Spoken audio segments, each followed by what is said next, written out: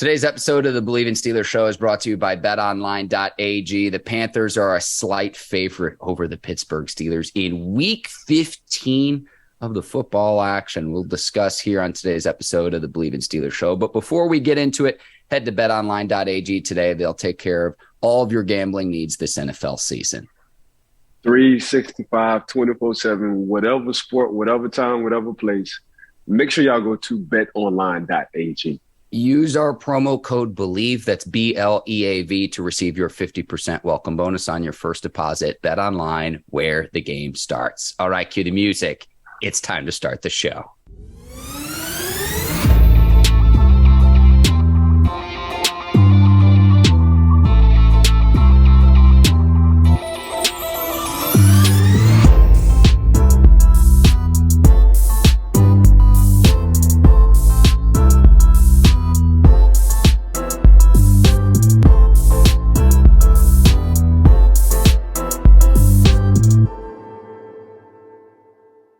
Welcome to the Believe in Steelers show on the Believe Network. I'm your host, Mark Bergin, joined by my guy, Pittsburgh Steelers scout, two-time Super Bowl champion, and 12-year veteran of the team, number 24, Ike Taylor. IT, good to see you this morning, my man. Recording this on Wednesday. Steelers hit the road to Carolina, take on the Panthers. Week 15 is already here. How are you doing this morning, my man?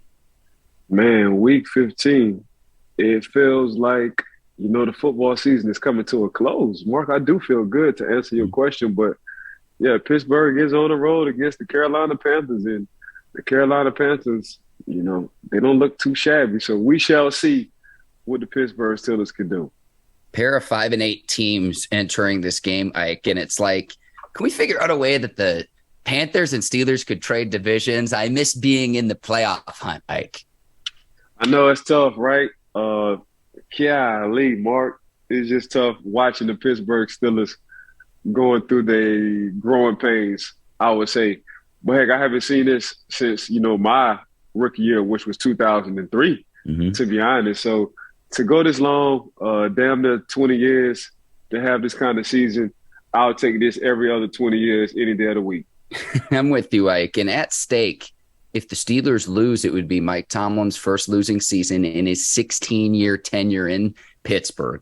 And then if the Panthers win, interim head coach Steve Wilks will have won as many games as Matt Rule, who was fired earlier this season in 2.5 years in Carolina. So a lot at stake. But Ike, let's open things up. And I know you're a little bit limited in what you can say in this regard. Right.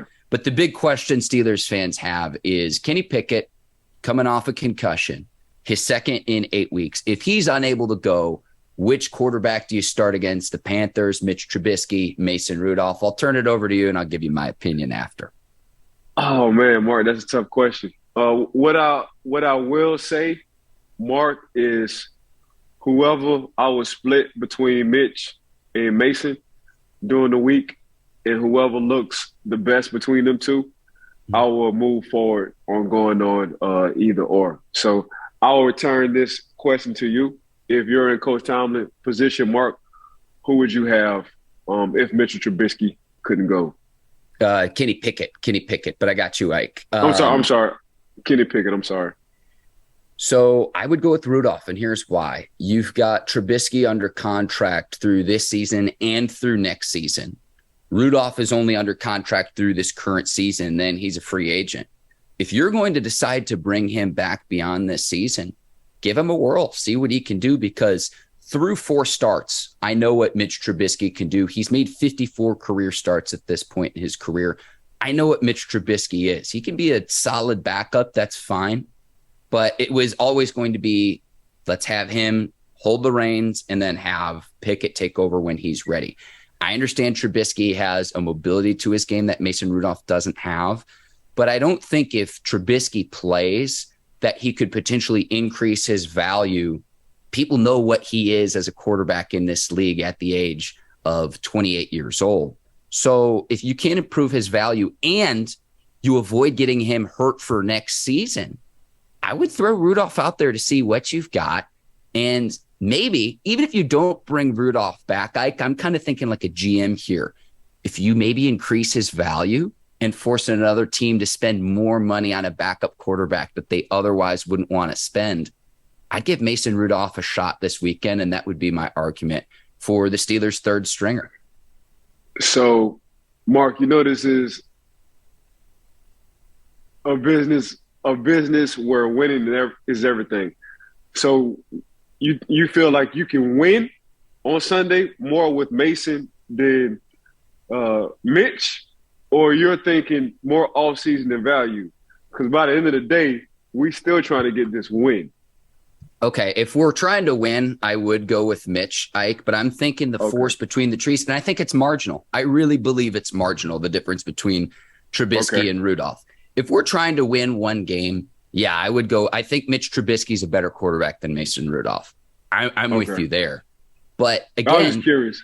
I'm looking at this beyond just this one individual game, Ike, because at this point, to me, the playoffs are lost. I know that the Steelers are not yet mathematically eliminated, but it would be a long shot. And I will say this, either team that loses this game, they would have to have chaos happen for them to make the playoffs for either team, because both teams are 5-8 at this standpoint, Ike.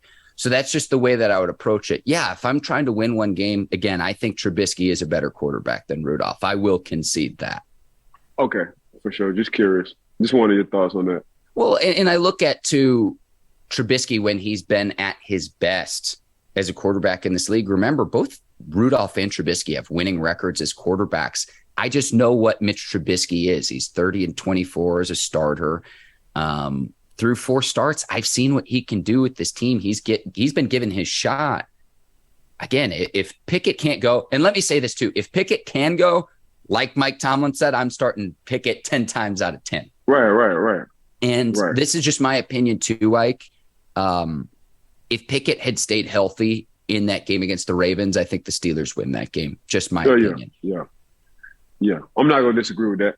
I think Kenny Pickett just gives that team a whole lot of hope, and he's more valuable right now when he's under center. Yeah. I'll say this too, Ike. 2 concussions in an 8-week span. Yeah. That's why I want to see. Hey, and you've got your work cut out for you with the scouting department, Ike. I am going to lead the campaign. I want to see improvements to the offensive line. And, I've been banging that drum for a long time now, Ike. And that's something that, there have been improvements since the bye week. But, after that Ravens game, Ike, it was just the struggles of the offense again. I know you look on paper, you say, well, on defense, you're giving up 5 yards a carry. I look at it from the standpoint where you only allow 16 points to a Ravens team, and the 3 interceptions that Trubisky threw all came in Ravens territory. I always say not all interceptions are created equal. It was the scenario in which they happened in. You have Calais Campbell, 6'8", a mountain of a man, block one of Chris Boswell's field goals. And it's like points were a premium. If you get 3 on any one of those drives, that's the difference between winning and losing this past week against Baltimore. Yeah, I mean, that's tough. But Calais Campbell, he's been doing that for a long time. Yes, sir. And to be able to play on defense at 6'8" says a lot about Calais Campbell, because usually guys who are that tall, they're usually on the offensive line. They usually play tackle either left or right. So for that man to be playing defense for this long, and he's changed the culture too. He's brought in the culture for the Ravens.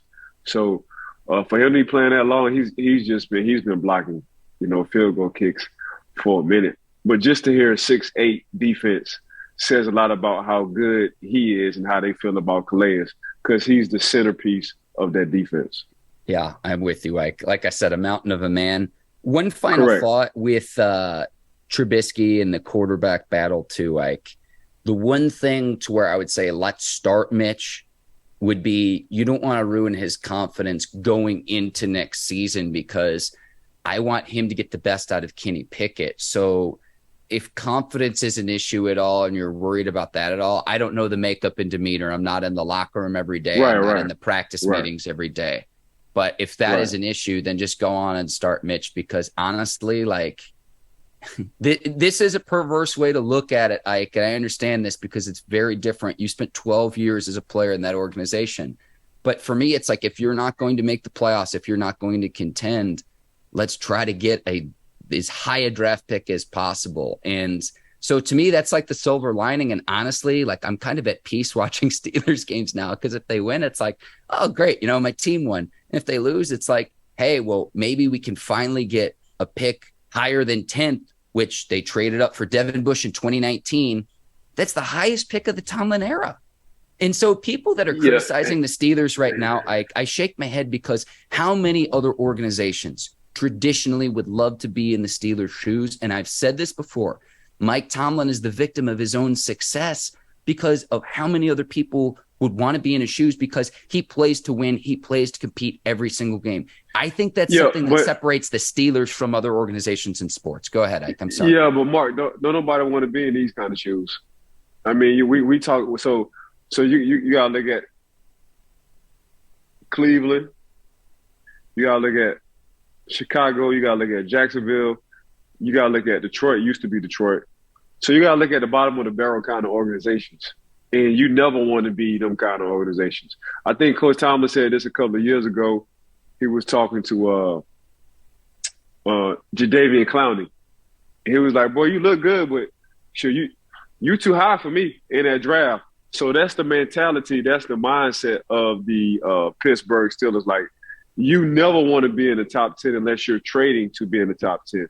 If you ain't trading to be in the top 10 and you just automatically in the top 10, a lot of people are getting fired. Yeah. That's just how it is. So now, from your perspective, you like, yeah, for sure. I get exactly what you're saying. But from a player's, a coach, and a front office perspective, it's like, nah, it sucks. It sucks to be in the top 10 every other year. Obviously, your team ain't doing good. Well, it's been a long time since the Steelers have been naturally in the top 10, Ike, is what I'm trying to say. Correct. It was Chase Young from Washington that he had that conversation. Yes, Chase Young, not just David Clowney. Correct. Yeah. We knew he was a stud defensive end. I know that exact clip where he just laughs. No, I stand correct. Says, we don't. You. Yeah, I got you, Ike. It's still early. It's the morning. It's okay. Keys to the game, Ike. Again, both teams 5-8 for me.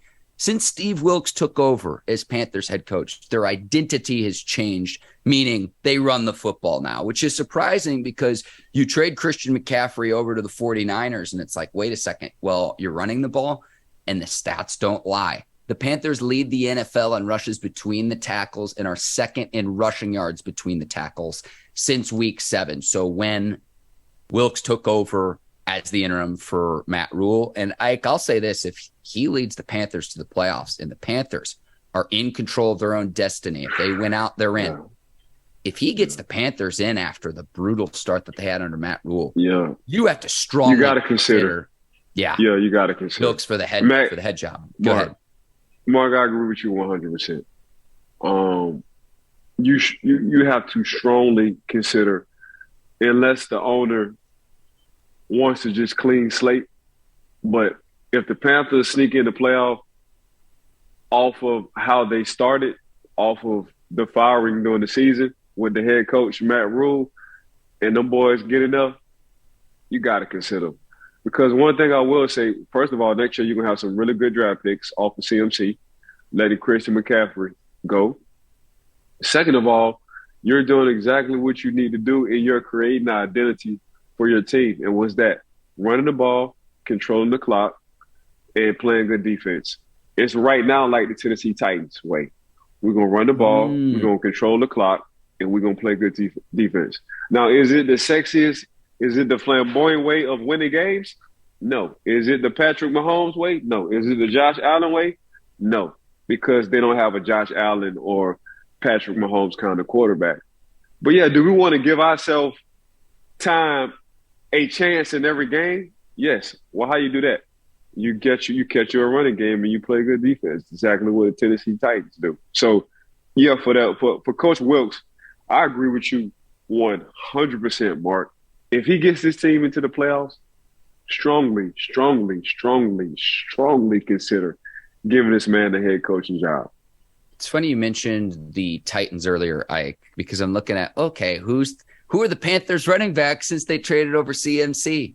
Deonta Foreman, who spent several years back Texas, Derrick Henry, with the Titans. And then Correct. Chuba Hubbard, the stud out of Oklahoma State, who I remember when Hubbard was in college, he had a 2,000-yard season in college, and they played like 12 games. So he's good at They got toting the two. rock too. Hey, Mark, they got two running backs that damn near broke a lot of college records when it came down to the running game. Yeah. Foreman was a stud at Texas, and we all know what Trouble was doing. So if I feel like these are my two best and most consistent players on my offense, what the heck do you think I'm gonna do? I'm gonna run the damn ball. Y'all belly about to be tired as hell because I'm about to put this football in y'all belly damn near 40 times a game. Yeah, Ike, and you mentioned with Wilkes with the full-time role, you at least have to consider it. And if you don't hire him, you better hit a home run. You say, listen to the players, Ike. Listen to what Shaq Thompson says, speaking for the locker room, a respected veteran saying about Wilkes. I'm going to just read you a quick quote. He's a true alpha. He's a true leader. Guys follow behind him. He's a great coach, and I hope he's here for a while, end quote. Hey, listen. What Mark, I need to know. He traded CMC, right? Which was a hell of a trade for San Fran, and obviously it's going to be a good trade with the draft picks for the Carolina Panthers. Then he messed around and he got rid of a bad seed in Roby Anderson, so say, at the wide receiver position. This is what you're not going to do.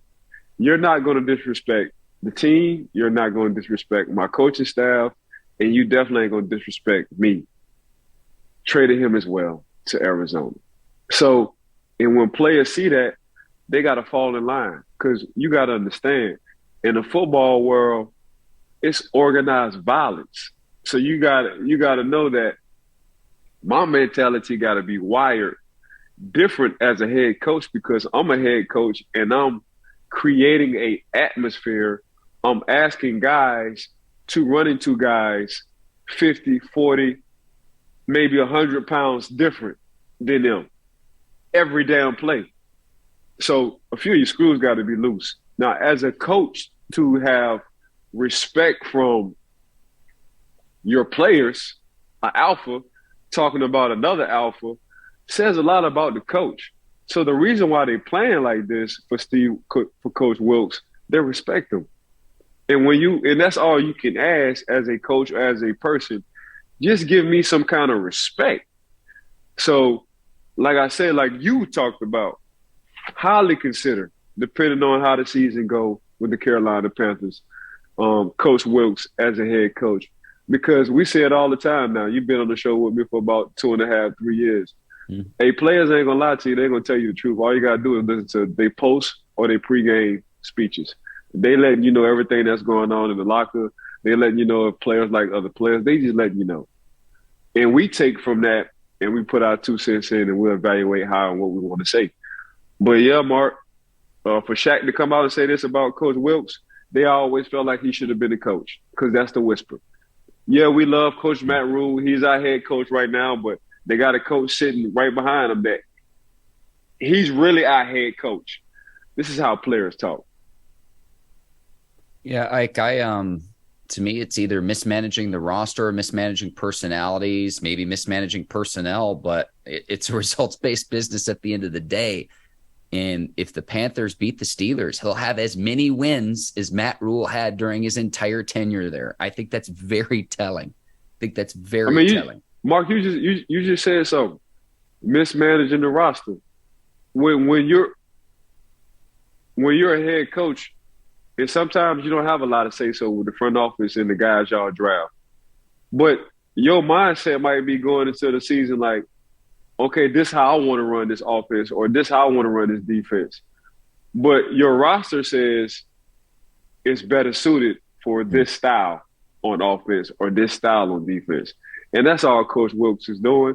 And that's what a lot of coaches not only, and I look at it from a developmental stage with my 10-year-olds, I look at it from a high school, a college, and a professional level. It's a lot of coaches who don't want to change. And they don't want to change because what they know is what they know. The great coaches evolve, evaluate, and they look at their roster and they be like, you know what? I'm a 4-4 guy on defense, but my roster says 3-4. Let me change to a 3-4. Or Coach Wilkes, they thought they had a spread offense because obviously Coach Matt Rule coming from college, he liked to sling the ball. But Coach Wilkes, I'm guessing, and I'm just guessing, just my personal opinion. He said, man, our roster say we're a running team. So I get what you want to do, Coach, but we're a running play action kind of team. So that's exactly what they're doing now, running the ball, playing good defense, play action. Because they got two guys that we did for the draft, Mark. I don't know if you remember. I think they got a D tackle in the corner that we were talking about high last year. And them two rookies wound up balling. We talked about them last year. Carolina wound up picking them up, and they've been great contributors to that defense as well. J.C. Horn, the corner, is one of South them. Carolina. Like, yes. Right. And I know he's the son of the NFL receiver. Hollywood. Yeah, Joe Horn. Yeah. Yes. And then Ike, I'm just looking at the depth chart right now. Okay. Ike Ekwonu out of NC State. Yes. Left tackle. Yeah. I'm sitting there and I'm like, You was high on him. Yeah. Yeah. He was king of the pancake. Like, they were giving him bottles of maple syrup coming out of college. So if I'm a young skill position player, it's like, okay, I got my bodyguard, I got my road paver taken care of for the next 2 years. Yeah. Why would I if I got a guy all he doing is eating IHOP and Waffle House because he just full of pancakes because he be smashing people, why would I want to pass the ball all day? Let me go ahead and get this NIL deal / new contract for the NFL and let that man keep pancaking people by running the ball.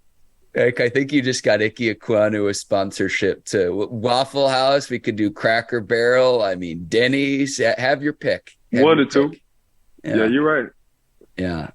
I'll say this too. Listen to the players. I remember after the game, they're talking to Sam Darnold, who's 2-0 this season, filling in. They got rid of Baker Mayfield. PJ Walker's out with an injury.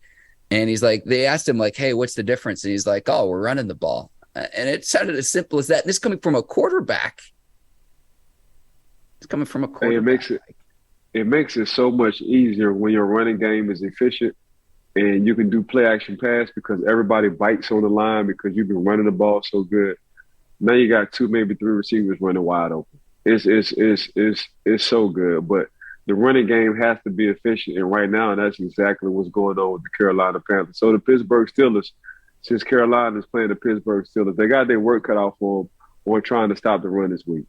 Remember, since we got keys to the game coming up. Yeah. And remember, Brian Burns, the left defensive end for the Panthers, like, Panthers could have had not 1 but 2 first-round draft picks for him, and they decided to keep him. So keep an eye on him, making sure he's blocked up front, Ike. Key to the game right there, because you can get not 1 but 2 first-round draft picks, and the Panthers said, no, we're going to keep him. Yeah, I mean, you already got a first round that obviously he's doing good. Then you get a few more other draft picks from CMC, from Christian McCaffrey. So I'm telling you, man, Pittsburgh, the Carolina Panthers will be in good grace if they finish off strong, but in better grace off of the draft picks they will acquire coming into this 2023 draft. All right, Ike, we've talked plenty about this. I will go to my score prediction, and it's contingent on if Kenny Pickett plays. If Kenny Pickett does not play, I'm going to go with the Panthers 23-17. If Pickett does play, let's flip the score in the Steelers' favor. Okay. So if Kenny Pickett plays, I just like Pittsburgh. I'm gonna stick with 24-21. Kenny Pickett plays, because I just like that. I've liked what he's done over the past 4 or 5 weeks, as far as like touchdowns to interception ratio, and he was finally getting in the groove. I thought before he had this concussion, defense. Kenny Pickett and Pittsburgh defense is a good mesh when Kenny Pickett starts. So say, I will say that. Kenny Pickett doesn't play. I'm gonna let you talk about that one. I've got you. I just think that the Ravens gave the Panthers their recipe to where the Ravens are playing with a third-string quarterback making his NFL debut, and the Steelers knew it was coming. You put 8 men in the box, and they're still getting 5 yards of carry. And I just think with that identity that the Panthers have with Wilkes, it's going to be a lot of the same in terms of Right. trying to attack this Steelers defense. So again, a lot of this contingent on if Steelers rookie quarterback Kenny Pickett can play again. I'll go if Pickett does not play, I'm going to pick the Panthers 23-17. But Panthers are 2.5-point favorite at home. This game's in Charlotte. When odds makers do that, usually if it's even, they'll give the home team 3 points. So this should be a close one. Points will be a premium as well, over under at 38.5. And if you want to place a bet on the game, betonline.ag is the place to do that. Ike, the Steelers are getting some reinforcements on defense. Signed defensive tackle Jonathan Marshall. This comes after Chris Wormley tore his ACL. He'll be out for the rest of the season. We'll see how much time he could miss potentially next season. This was a player in Wormley that played consistently and all 16, 17 game seasons. He rarely got hurt. And then the Steelers also signed outside linebacker Ola Adeniyi as well. So Steelers getting some defensive upgrades, some defensive reinforcements. And Ike, I look at it from this standpoint too. If you could hit on maybe even one of these signings, maybe you can find someone who can help this team, not just for this season, but in 2023 and beyond. These underrated signings, I'm hoping that when we look back on this, it's like, oh, yeah, remember when the Steelers made this move? And we don't think a lot about it right now. But 2023 and beyond is kind of how I approach this. If you could strike gold on one of these two, that's where I land with that. Yes, it's early grooming. It's like a kid. It's like a kid coming out of high school and he's going to college early to play football in January. So he will be groomed early instead of going in the summer and hitting the fall, and now everything is new. Same thing when you're getting these guys, even late in the season, December. You're still giving them a 3-4 week groom on what it is to be a Steelers, the expectation, and this is how we're doing things before the off season really hits in January. So yeah, if you can strike on, if you got two, you can strike on one. It doesn't matter. You're golden. So yeah, but that's exactly how I look at it. You get a few free agents, depending on somebody's play or injury, and you hit on one of them, that's a good thing. I just look at it as a kid coming out of high school early, going into college. So he have a whole 6-7 months to kind of settle himself in and understand how the business is ran. Tell you a little bit about Marshall. Entered the league in 2021, a 6th-round pick out of Arkansas. And again, was on the Jets practice squad as well. And then again, that kind of accounts for Chris Wormley, who becomes an unrestricted free agent in March. So a torn ACL means he probably won't be ready for the start of next season. Oh, and no, I wish him right a speedy recovery. I wish him a speedy recovery. The timing is just, it's brutal. Yeah, it's tough. The ACL around this time, I mean, knock on wood, it's just tough in general. Even though the ACL surgeries and guys able to come back as fast as they once did, especially in my day and era, guys was coming back fast. They even coming back faster, so say because of technology and medicine, and these doctors are way in advance. But yeah, you still want to take your time when it comes down to ACL when you're a football player, regardless. So I ain't gonna say speedy recovery, a successful recovery. Is what I want to say. Sure. Yeah, it's how it always cracks me up. They had successful knee surgery, Ike, and it's like with modern medicine, it's like, well, I hope, Right. Ola Adeniyi comes over from Tennessee, an edge rusher. So Malik Reed, who's been backing up both TJ Watt and Alex Highsmith, he's been dealing with some back issues. Jameer Jones is rotated in, but he's playing on special teams. And then the Steelers have also used DeMarvin Leal, the rookie out of Texas A&M, a little bit like as a hybrid outside linebacker a little bit this season. One thing I noticed with Adeniyi, though, Ike, he's very active on his LinkedIn account. I was trying to do some research for this, and he already lists that he's a member of the Pittsburgh Steelers. I love it. A true professional. Hey, man, these young kids, when it comes down to anything, when it comes down to these phones and being locked in, they already a step ahead. So whether he got a LinkedIn or IG or Twitter or TikTok, as soon as anything changed, man, I'm sure as soon as his name come up, it's going to upgrade his link account ASAP. All right, Ike, time for my favorite segment of the show, What Yinz Think. This is where we allow our commenters on YouTube to weigh in, ask us questions, and offer their perspective. We've got two today. First one coming from Vincent Hott. Says, great show, Okay. guys. Says, hey, Ike, did you see Debo talking about you on Seven's podcast that's Ben Roethlisberger? He said, apparently you've always known all the what. So, Ike, what I want to ask you, before social media really came along in your career, how would you do your research to talk trash against your opponents?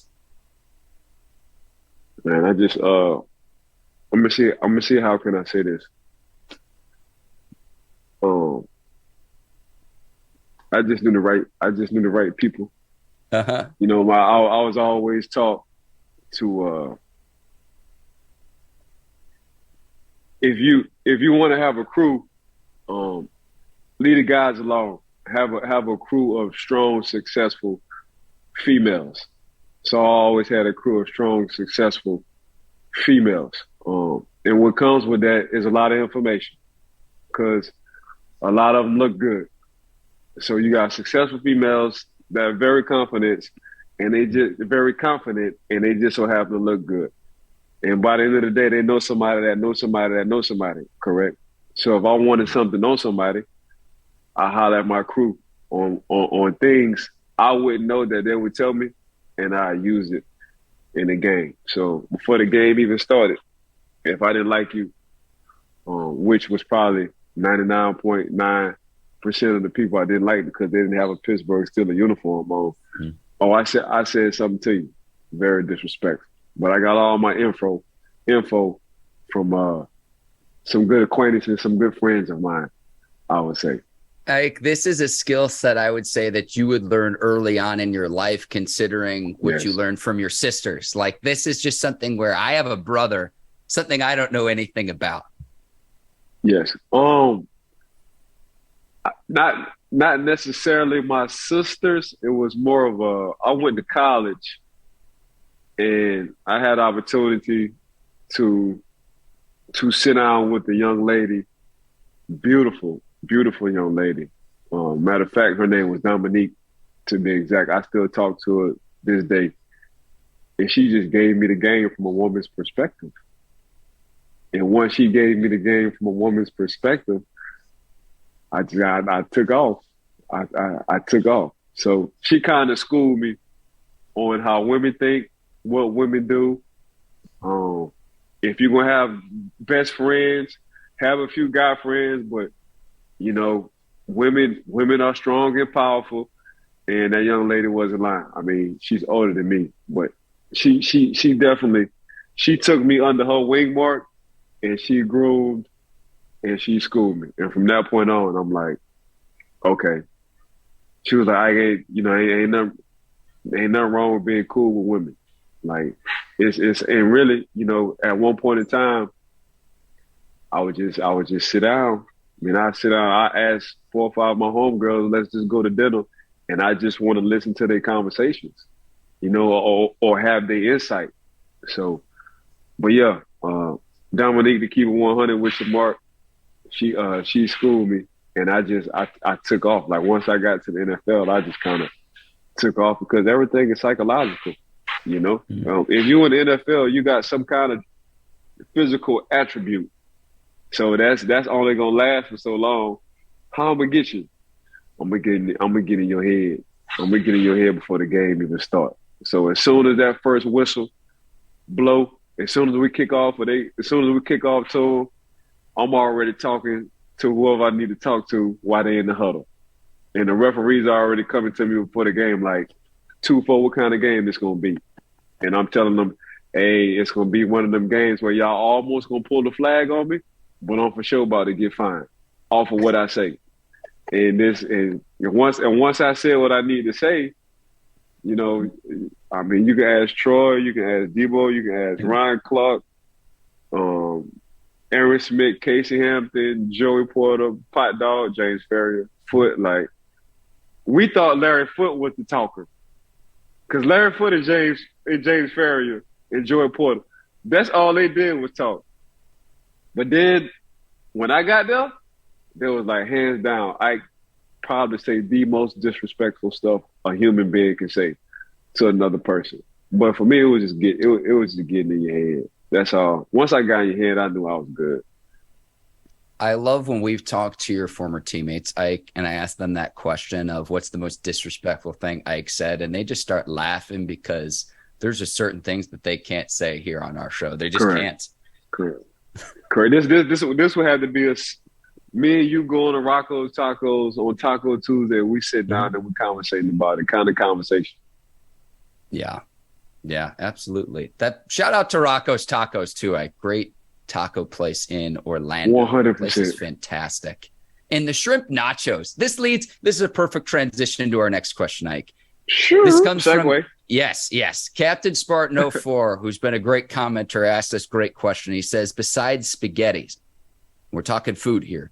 What's some of the best meals or food you can make, Ike? I can go first, or do you want to go first, Ike? If you need to. You go first. Okay, I wrote my list down. I'm going by meals. So breakfast, lunch, dinner. I'll give you one for each. Okay.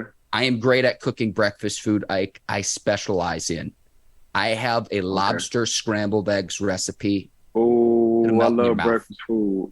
Oh, okay. It is a recipe from Bangor, Maine, and it was actually a Christmas gift that my sister-in-law got me. It's a cookbook for men, so it's very, very simple. Right. It's a great recipe. Okay. So that's breakfast. Lunch and dinner, it depends on what order you want these two in. I make some mean beef kebabs. I put my own special seasoning on. Yes, sir. Yeah. Oh, look at my dog. So you get veggies and you get your protein in. And I'll tell you what, too, Ike. I have a skirt steak taco recipe that I've made. And the rub that I put on the steak is so good. Sometimes I just scrap the tacos and I eat skirt steak. I love it. Those are my three choices. So you already passed me up when you went to your lunch because man, right now when it comes down to this cooking, I'm one dimensional. So breakfast is my favorite food. Boy, I do a mean scrambled eggs and a cold ass toast. And that's about as far as my book goes when it comes down to cooking. Hey, that's all you need. That's all you need. Mark, when I tell you, you bring a lot of stuff to the table. What is your deficiency? Cooking. Now, you want to talk about breakfast food, eggs, toast? I would live off of that every day. Yeah. Every day. But other than that, Mark, once you got into once you said lobster eggs, you passed me up already. Because it ain't nothing but Zatarain season salt for me on my eggs. So once you said lobster with your eggs, oh yeah, you way past me on that one. You ain't even have to get to no lunch with me. But that toast though, I put that love on that toast, Mark. I put that love on that toast. That toast be so good. Well, I'm definitely not a cooker, bro. I'm a cleaner. A cleaner. You cook, I clean. Deal. But yeah, when it comes down to the cooking, I'll let you chef that thing out, bro. That's something I'm not good at all. Yeah, I don't do the lobster scrambled eggs recipe, Ike, every time I make eggs. I don't. It really depends man, on it don't even matter, Mark. That thing sound. Matter of fact, I'm gonna go on and ask Lex. I'll send it to you. I'm gonna ask Lex. Yeah, I'm gonna say, Lex, man, you gotta. I say, off of the strength of Mark, you gotta cook. You gotta whip this lobster eggs up for me. It's actually very easy to butterfly a lobster tail, but do it when it's on sale at the store. You don't want to pay out the wazoo for a lobster tail. They go on sale every month or so. So that's where I'm at. Again, this is why I love this segment. What Yinz Think gives us, our listeners a different perspective. Yeah. It's fantastic. We've got to rip through week 15 picks. Thursday night, 49ers and Seahawks. 49ers a 3-point favorite on the road. I believe in Brock Purdy. I can't believe I'm saying this. Geno Smith and the Seahawks, I think, are starting to fall off. The wheels are coming off. You've been high on the 49ers all season long. Yes. I know we've seen a one-game sample size from Purdy, but he did it against a Bucs defense that, even though the Bucs have struggled, has been stout. I'm going to take the 49ers on the road on Thursday night. Yeah, Purdy been pretty. He been pretty awesome. Purdy been pretty awesome. Hey, San Fran, somebody need to go out and get this shirt, what I just said. Purdy been pretty awesome. So, I mean, I mean, come on, man. It's the confidence. When you got a defense like that, when you got a running game like that, when you got an offensive coordinator like that, I ain't gonna say it's easy to go into the games, but obviously they've been talking about Purdy since training camp. Like, hey, we got a young boy. I know y'all like Jimmy. I know y'all like Trey and company, but we got a young boy named Purdy. He pretty good if something ever was to happen. And it's the confidence, man. I mean, we went through this, and I'm not saying this is what it's going to be, but it's the Dak Prescott situation. Mm-hmm. You know, when Tony got hurt, I forgot who was the backup after Tony. He wound up getting hurt. Then Dak came in. Then we was like, oh Lord have mercy, like same thing. You know, I'm not saying he's going to take over the franchise. But right now, he's taking over the franchise, and the franchise is 100% around him, and he's showing you, he's very competitive. He's going to make his plays, and he's doing it with a lot of confidence. So that's just the energy. My personal opinion, that's the energy that's feeding off coming from that defense. And I've seen this story, even though future Hall of Famer Big Ben did his thing after the defense wasn't the defense anymore.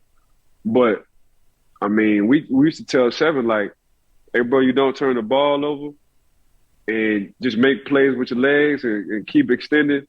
Hey, bro, you're going to help us win a lot of games. I guess they saying the same thing with Purdy, the San Francisco defense. Like, Purdy, I'm telling you, we got your back. Even if you do mess up, we still got your back. Just put us in some good situations.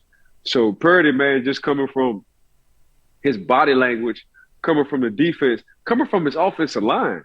Like when he throw touchdowns, when he scramble for touchdowns, and we say this all the time, Mark, like your offensive line will tell you how your offense really feel about the quarterback, depending on if that person get hurt or scored.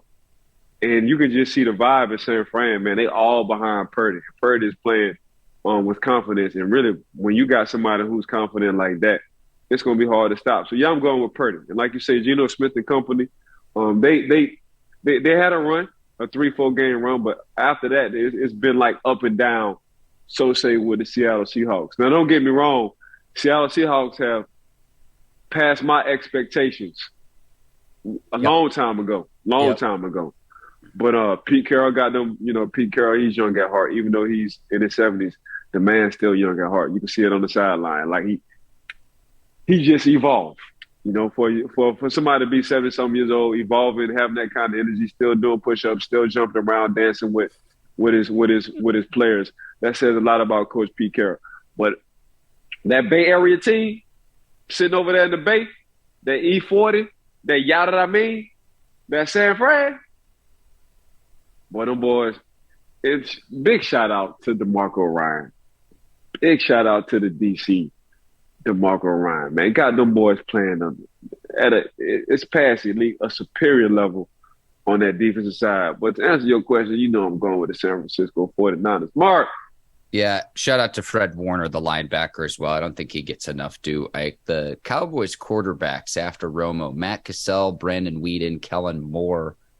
They had a season with Andy Dalton, Dak, Ben DiNucci, Garrett Gilbert. So had to have been one of those players. There you go. Let's go to Saturday. We've got Saturday games. We're into the part of the season. We've got 3. Oh, I love it. Yeah. Colts and Vikings is the first one. Vikings, 4.5 point favorite. Yeah. You love the Vikings, Ike. I'm pushing back here. 9 of the 10 Vikings wins. The Vikings are 10-3. 9 of the Vikings' 10 wins have come within a touchdown or less. I think they probably beat the Colts, but I think it's going to be a close game. Yeah. I'm going to take the Colts. I like it. 4.5. Okay. I love the Vikings in the regular season. Love them. During the regular season, I love them. Yeah. Now, you asked me about the playoffs. Not at all. I think their ceiling is like the NFC Championship, Ike. If they make it to the NFC Championship, I would say the Vikings had a successful season. That's my opinion. My opinion. I agree. I'm going with the Vikings as well. Okay. I'm going to take the Colts to cover. We'll see. Okay. Ravens and Browns.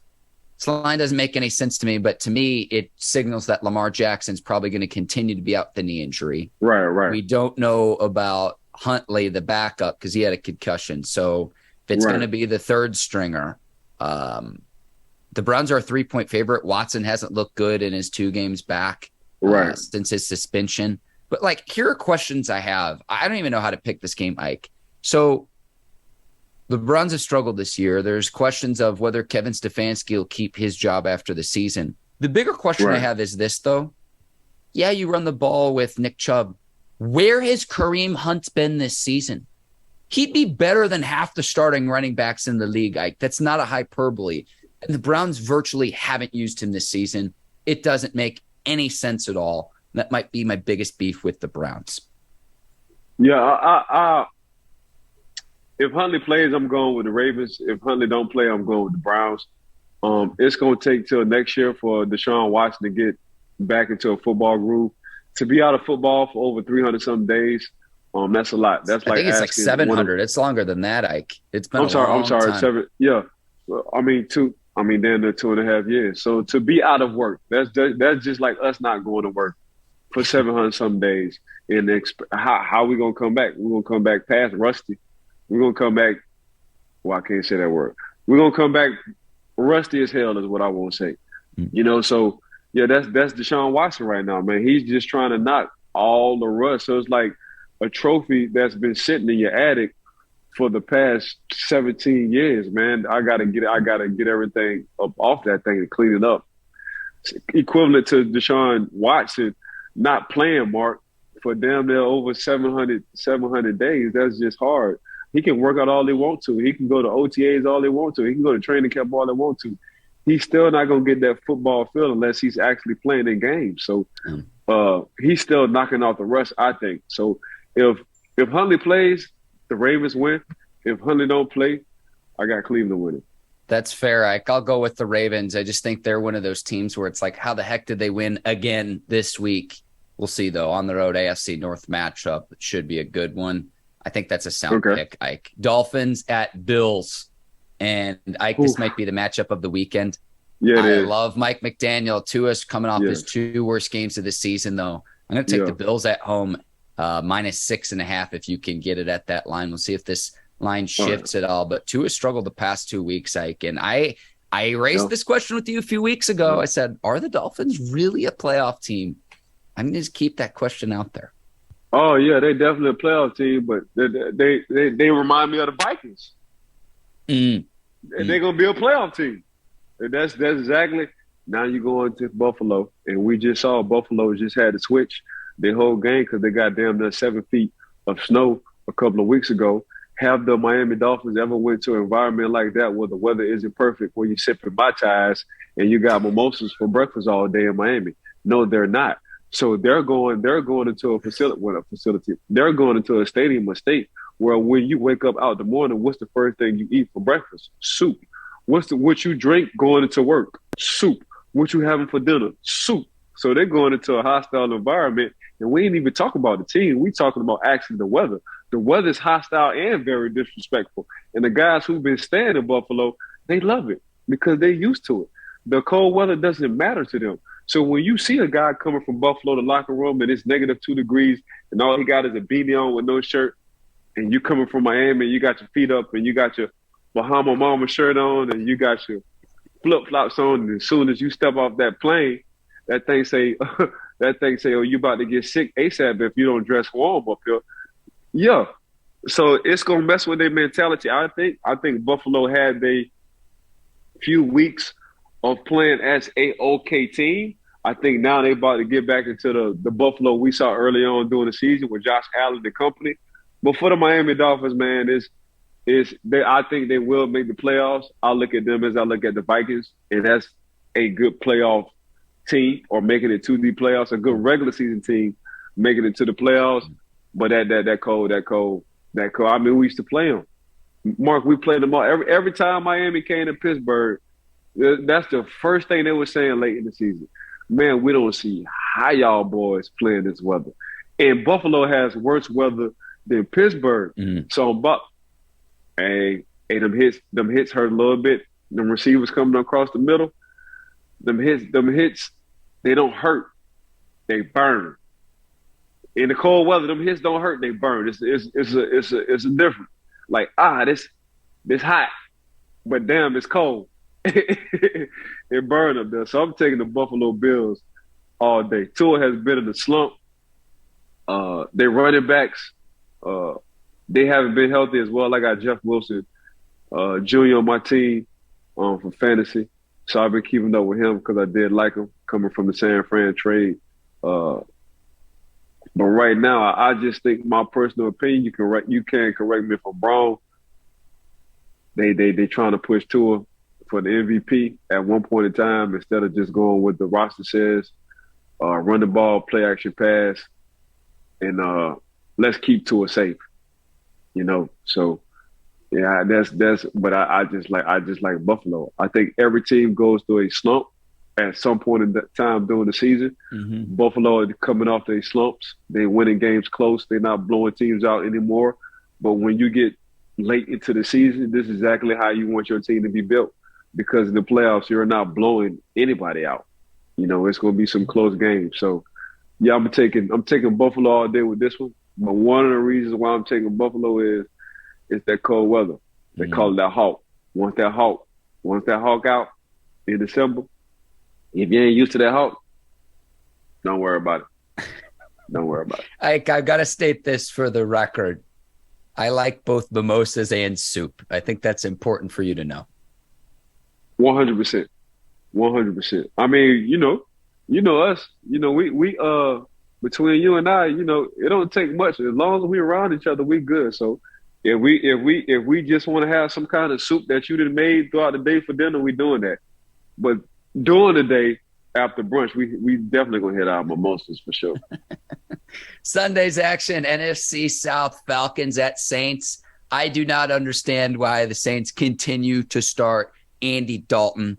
My crazy theory is that the head coach, Dennis Allen, has some sort of dirt over Jameis Winston. If Andy Dalton continues to start, I like the Falcons more than the Saints from what I've seen. I'm going to take the Falcons to win on the road as 3.5-point underdogs, Ike. Ooh, I'm going to go.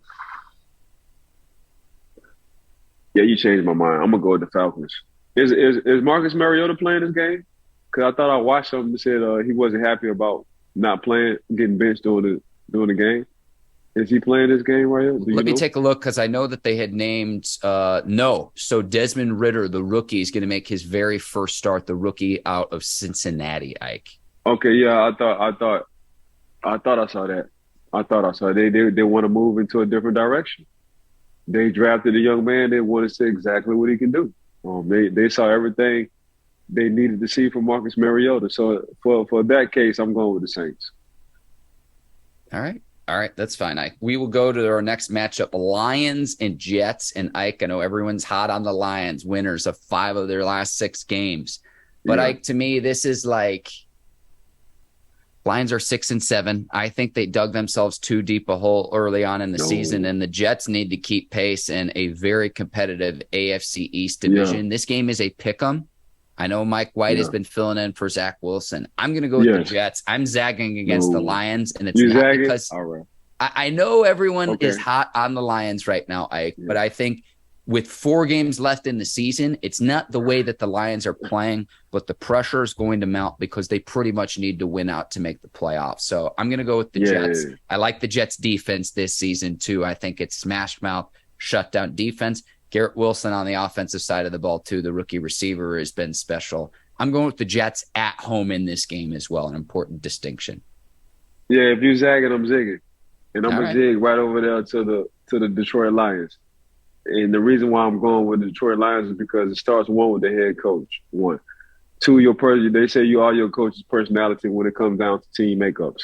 And when your coach is doing 100 burpees, while y'all warming up right in front of your face, says a lot. When your coach is 6'7" and still working out and lifting with the linebackers in the weight room, says a lot about your coaching personality. When you have a former quarterback who played in a Super Bowl, even though they didn't win it, and Jared Goff, it says a lot about his experience. Mm-hmm. When you have young receivers who are now opening their eyes and showing everybody what they can do, it says a lot about your team. Now, we have said this about the Detroit Lions early on in the year. They're a tough team. They just find ways to lose. And now we can't say that, Mark. To win 5 out of your last 6 games is like they're a tough team. And one thing, and it's one team that you don't want to see who's playing with a lot of confidence if they do so happen to get into the playoffs is the Detroit Lions. Yeah. I don't think Minnesota want to see them. I don't think, because one thing they're going to bring is physicality. You got Aiden Hutchinson, who he was high on in last year's draft, which he did get drafted high from Michigan. What he's doing, he's playing lights out. I think they got a corner. I tried to tell you. Yeah, they did. Yeah, they got a corner. I just thought Davis was the best overall. The D tackle from Georgia. I just thought he was the best person in that draft. I'm sorry to derail your point, Ike. Is it Okudah, the corner? Yeah, Okudah. So, I mean, no, you're right. You're 100% right. So what they've been hitting on their picks, and their picks been showing nothing but success so far, and we just talk about in the rookie stages. So, I mean, then you got Swift. Swift was hurt. The running back, he was hurt for a little bit. He's back. Williams has been doing was scoring touchdowns, so I think he leads the league for running backs in touchdowns. I think he got 12 to 13 touchdowns. So Swift already know if Swift is not hitting home runs, they're going to put Williams in because he got a nose for the end zone. So whether it's a 2 or 3 yard run, that's exactly what the Detroit Lions is going to do. Defense has been playing good. For the Jets, the reason why I'm not picking the Jets because of it's later on in the season, and I don't really know the Jets. You can't be too inconsistent around this time. You want to be moving upward. You don't want to be moving even kill. So I just like the confidence now what Detroit is playing with over the Jets. Even though I think the Jets are a good team, it's just going to be tough to see how they respond after the loss they just had. Ike, have you ever done 100 burpees in front of the youth team that you coach? And we do 100 burpees on Wednesday. Today, Wednesday. So that's our cardio. So we do 100 burpees and we do a mile as fast as you can. And that's our Wednesday workout. But you got to do the 100 burpees under 12 minutes. Wednesday workout. That's a good hashtag, Ike. We need to move on. Chiefs at Texans. Chiefs a 14-point road favorite. It's a Texans team that hung with the Cowboys a week ago. I don't think there's any way that the Texans beat the Chiefs, Ike, but I think they cover. Whenever I see a double-digit favorite, the NFL favors parity. I think the Texans find a way with their running game to hang with Kansas City. I don't think they'll win outright, but give me the Texans to cover that 14-point spread. Yeah, the only if y'all listening to our show, the only covering app you need to go to if you want to do anything when it considers to spreads and cover is go to betonline.ag. One, we're going to get that out of the way. Two, if the Houston Texans control the clock, they will hold the spread by 14. If the Houston Texans try to have a shootout with Patrick Mahomes, they will get blown out by 18 points. Yeah, I'm just thinking it's like Davis Mills, Driscoll trying to keep pace with Patrick Mahomes. No, thank you. Eagles at Bears. Eagles a 9-point road favorite. Bears coming off a bye week. Tough. To me, Ike, it's as simple as this. I think the Bears offensively could hang, but I don't think that they can stop a potent Eagles offense. Reason being, you trade away Roquan Smith and Robert Quinn to get better draft picks this season. Eagles lead the league in points, point differential. They have a clear path. They're trying to fight for a number 1 seed in the playoffs. Yeah. With those things considering, I'm going to take the Eagles to cover on the road. Tough game. I do think the Eagles win. If you're not certain about that 9-point spread, Ike, throw the Eagles in a money line because of what is at stake for playoff positioning. I do think they'll take care of business in Chicago. I mean, the Eagles just hard to beat. Yeah, I'm taking the Eagles. The Eagles just hard to beat, Mark. I mean, how you want to fight? The Eagles roster is built to on the offensive side. do y'all want to box or do y'all want to do MMA? Because Yeah. we can go either style. Yep. We're Tennessee Titans is a MMA style team. Kansas City is a boxing team. So y'all want to go finesse with the boxing or you want to go bully with the MMA? It's only one team like that. And it starts with Jalen Hurts, Mark. So I'm taking the Philadelphia Eagles because they can give it to you however you want it. They can finesse you or they can bully you. And not too many. I think they're the only team who can do that. If y'all stopping our pass, we just gonna run the ball. If y'all stopping our run, we just gonna pass the ball. Yeah. By the way, we got a quarterback who understands the whole situation, and he's a runner too as well. So not only he can sling the ball, he can run the ball. If y'all want to make him be a pocket quarterback, he's going to be a pocket quarterback.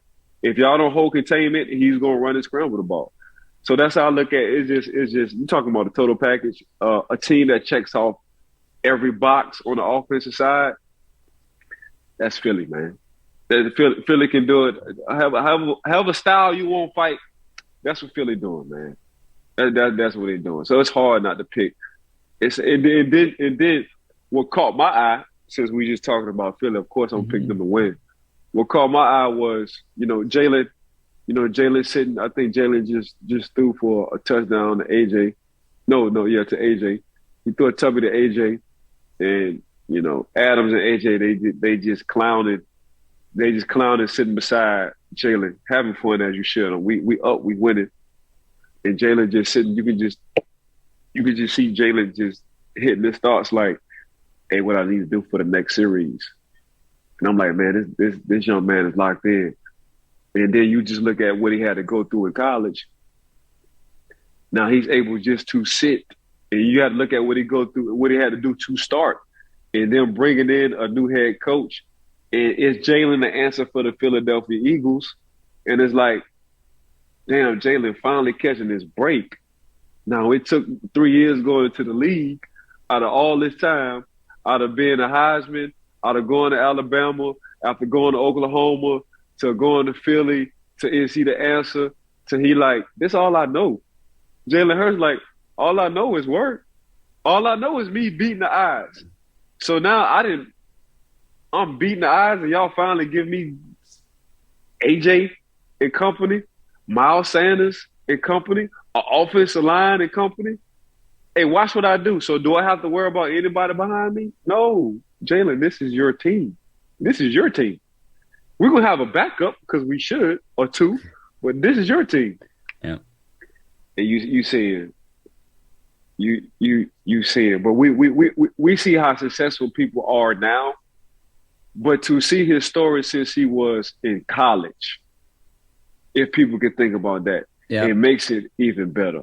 So from going to the national championship game to getting benched in a national championship game to transferring to another school. Well, hang on. When he got benched, remember, he came back in to replace Tua to win the SEC championship game. So to stay ready, I think, is just a valuable lesson. And he came in and didn't miss a beat. Didn't miss a beat. I forgot about that, Mark. The man didn't miss a beat. So if Philly win it this year, I'm not gonna be surprised. But I will say this, Mark. Matchups, because I always look at matchups. Mm-hmm, mm-hmm. They do not want to see Detroit in the playoffs. I would be the first to. Don't nobody want to see Detroit in the playoffs. Don't nobody. Okay. These teams are hoping, wishing, and praying. Detroit do not want. Please don't let Detroit get in the playoffs. Please don't. Okay, I'll let you die on that hill, Ike, because I don't think Detroit's even going to make the playoffs. I know everyone's really hot on the Lions, and I understand the way that they're playing. To me, it has more so to do with the Lions dug themselves too deep of a grave early on in the season. That is just my opinion, and I will gladly admit that I'm in the minority there. That's just what I think. I mean, don't forget, Tampa right now. They still the number 4 seed. And what their record is, 5 and Well, it's because of the division. I said this. We did a Believe NFL live show reacting to Week 14, and I said Can we get the Lions in the playoffs and we could just scrap whoever wins the NFC South? Can we bend the rules there? Right. So in terms of the way that the Lions are playing, I'm with you. Yeah. I mean, we shall see. Cowboys at Jags. Cowboys a 6-point road favorite. I don't trust the Jaguars. I never know which team's going to show up. You don't know what help the skeleton. You don't know which one we're gonna get, dog. Yeah. That's the only thing about the Jags. It's like who did the Jags beat last year to take them out of the playoffs? Was it the Colts? Yeah. It helped our Steelers out. Yeah, man. Wow, the Jaguars, man. You don't know which one you get. You don't know if you getting Ken the Barbie doll or if you're getting Freddy Krueger. That's you just don't know, Mark. They scare the hell out of me. I be mad to go to bet online and bet against the Jags. When I see the Jags, I stay away from them. Same. Wise words, Ike. Wise words. We'll keep this rolling. Cardinals at Broncos could be a battle of the backups. Kyler Murray out for the season with the torn ACL. Russell Wilson's got a concussion. Broncos We're under at 38, so points will be a premium in this game. A Broncos offense that has struggled, but they were starting to click against Kansas City. I would say this. Take the under. I know this is a very low total, but if two backup quarterbacks are playing, hit the under in this game. That would be my advice. Under? It's a pick 'em. 38 points, Ike. I wasn't even going that far. I was going to say 13 or 14 because the game was going to be 7-6. And I got the Buffalo. Not the Buffalo. I got the Denver Broncos. So I thought you were about to say 14, 15. Yeah. So that makes a lot of sense to me. So this game is going to be a low-scoring, old-school 1960 playoff kind of game. The score will be 7-6, maybe 10-7. All right. I'll take the Broncos too at home. Me too. I like them at home. Patriots and Raiders. Patriots a 1-point road favorite. This another. They remind me of the Jacksonville Jaguars. This another team. I'm scared to bet against the Patriots. Oh Lord, Mark. Who they play, Mark? Patriots Raiders. Oh, because I don't know which Raiders I'm getting. Golly, between and the Raiders, recipe's not difficult. Like, just Jaguars. give the ball to Jacobs. Just give the ball to Jacobs. To me, this shouldn't be that difficult. Give the ball to Jacobs. Get the ball to Adams. Boom. There you go. Hey, where they playing at? Darren Waller. They're playing in Las Vegas. And who they playing again? Who the Raiders playing again? I got to make sure I heard it right. The Patriots. The New England Patriots. Oh, Lord. This would be a stay away from me, too. I suppose I'm going to take the Patriots. I have more faith in the Patriots. Yeah, I'm going with the Patriots. Because Belichick Josh, you still my son. So I'm gonna go. Biologically, you're not my son, but in this coaching world, you're my son, Josh. So yeah, I'm gonna go with the Patriots because Bill gonna know exactly everything Josh is trying to do. Good point. Bill will have an answer to all of that every down. See, I'm taking Bill over Josh all day, every day. So yeah, even though I don't know what Matt Jones I'm gonna get, that's the only thing that's bothering me. I don't know which one. But yeah, I'm taking them. I'm gonna go ahead and take the Patriots on this one. 4 left, Ike. Titans at Chargers. This is another tough one. Oh Lord. This is another tough one. Bro, I feel like I'm taking an exam or something. Bro. Right. Golly. I suppose I'll take the Chargers with Herbert. I'm going to go with the quarterback here. I'd take Chargers at home, 2.5 points. And 2.5 too. You win by a field goal, you win this bet. I'll take Herbert and the Chargers. Yes, I'll take Herbert and the Chargers as well. I'm taking an exam too. Like, that's a good way to put it. Yeah, I'm gonna go with the Chargers, Mark. I'm gonna go. I like Justin. I don't know why the LA Chargers don't do more of a 2-minute offense just to throw the tempo off, because when they do, Justin Herbert turns into a mutant. Yeah. For real. So yeah, but I'm taking the Chargers. All right. Bengals at Buccaneers. Bengals only a 3.5 point favorite. Now I know that Tyler Boyd, T. Higgins dealing with injuries. I'm going with the Bengals all day. They've been hot. And here's the thing too, Jamar Chase catching 10 of 15 targets. Can the Steelers steal this recipe and apply that to George Pickens, Ike? So I like the way the Bengals have been playing. I'm taking the Bengals to cover the 3.5-point spread on the road against the Buccaneers.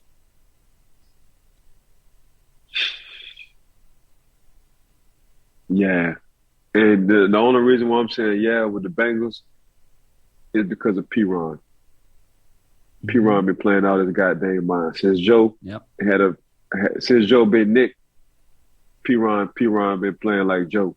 So now how we talk about Nick Chubb and Kareem Hunt being probably one of the two best duos in that backfield, we can also say, the Cincinnati Bengals got a good duo between Joe Mixon and P-Ron as well. So I'm taking the Cincinnati Bengals. All right, 2 left. Hold on. I can't. Not against Tom. I can't betonline.ag against Tom. So I'm gonna go to betonline.ag and I'm taking the Bucks. Okay. Yeah. I got you, Ike. Sunday Night Football. I think this is a loser leaves town matchup. Giants at Commanders. Commanders coming off a bye week. These were the two teams that tied, and they didn't really need to tie, but I think the Commanders were saying, hey, we'll take care of business at home coming out of the bye week. And this has been a very competitive NFC East division this season. I'm going to go with the Commanders at home. Hey, Mark. Tell Taylor Heineke to give your boy a Heineke, because you stressing me out with all these goddamn picks later on in the season. I'm taking the Washington Commanders, and I'm going on betonline.ag to do it. Oh, man, Ike, I wish – That's amazing. One game left Monday night. This one's a little bit easier, I think. Rams at Packers. Probably Baker Mayfield. This is easier. I think this is easier. My. It's two bad teams playing each other. I know. Ain't nothing easy about picking this. I'll go with the Packers at home. This is a tough week to pick, Ike. It's a tough week. Right. When I get off this show, I got to take me. I don't know if y'all, for all our listeners and followers, with all these week 15 picks, dealing with Mark he's taxing my brain right now. And I don't know if y'all ever had BC powder. So just Google BC powder. It clears your headaches ASAP. It's what the old people used to take. Mark, this is exactly what I'm doing after I get off with you. I'm going to take me a goddamn BC powder, dealing with your goddamn week 15. Who you got, Rams or Packers, and you're off the hook, Ike? I'm going to take the Packers. I like their backfield better than the Rams' backfield. So I'm taking the Packers. Good pick. Yeah, the Rams have struggled to run the ball this year. IT, you're the absolute best. You're off the hook. I will let you go. We're off the hook? Yeah. Lee, boy, you were taxing my brain.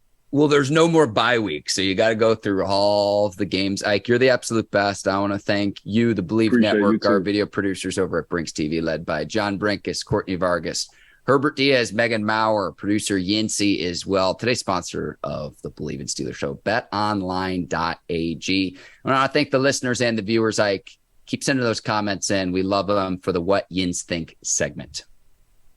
Yeah, big shout out to betonline.ag for rocking with us from day one. Mark, a huge shout out to you. You've been amazing to work with. Everybody behind the scenes of this Believing podcast, appreciate y'all just having the time and the patience. Us changing schedules, me specifically, and y'all working with me with that as well.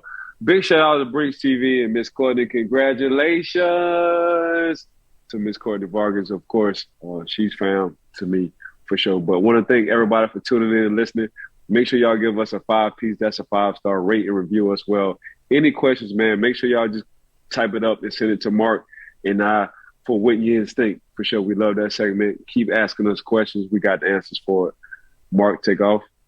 For Ike Taylor, I'm Mark Bergin. Thanks for watching the Believe in Steelers show. We'll see you next week. Enjoy the Week 15 action. Until then, take care, and so long, everybody. Peace.